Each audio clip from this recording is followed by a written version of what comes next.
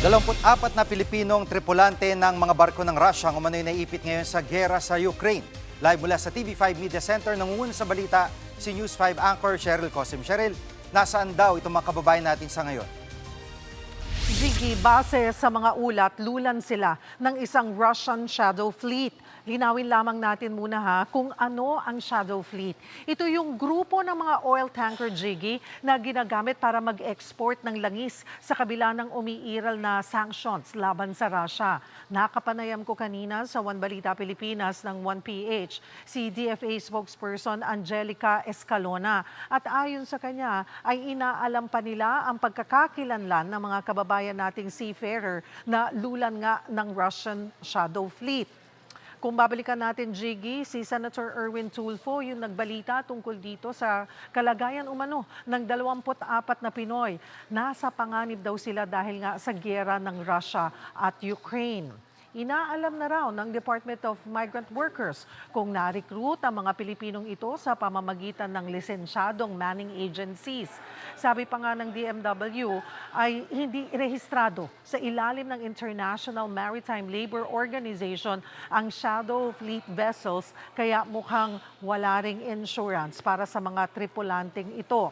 Iniimbestigahan na yan ngayon ng DMW at DFA. Jiggy. At Cheryl, pag-usapan naman natin yung sitwasyon ng mga kababayan natin na nare-recruit para sihabak sa giyera sa ibang bansa. May update ba kay Raymond Gumangan? Oo nga, Jiggy, wala pang maibigay na update ang DFA ukol sa sitwasyon ni Raymond Gumangan. Aminado sila na mahirap at komplikado ang sitwasyon niya. Considered na prisoner of war si Gumangan at ayon kay Asik Escalona, tanging Ukraine at Russia lamang ang pwedeng mag-usap ukol sa posibleng release or repatriation ni Gumangan. Gayunpaman, the government is exploring all avenues gaya nga ng paghingi nila ng assistance mula sa dalawang bansa, mula sa Russia at Ukraine at maging sa International Committee ng Red Cross. Idagdag ko na rin, Jiggy, binanggit ni Asik Escalona, she confirmed na maliban kay Gumangan, abay may 5 pa palang active request for assistance pa silang natanggap at tinututukan na nila ito na nasa parehong sitwasyon ni Gumangan na napasabak sa giyera. Ayon pa sa DFA, online recruitment ang nangyayari dito sa ating mga kababayan at naiengganyo talaga sila dahil nga malaki ang inaalok na sahod. Ito, pakinggan natin, Jiggy, ang babala at paalala ni DFA spokesperson Assistant Secretary Angelica Escalona.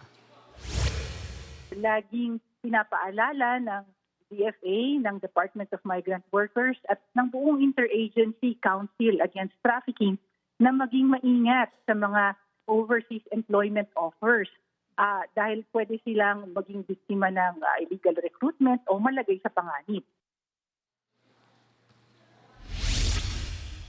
Yan muna ang latest. Balik sa iyo, Jiggy. Yan ang ulat ni Cheryl Cosim live mula sa TV5 Media Center. Mga kapatid, Jiggy Manikad po, pagdating sa mahalagang balita sa loob at labas ng bansa, dapat una sa lahat, mag-follow at mag-subscribe na sa social media pages ng News 5.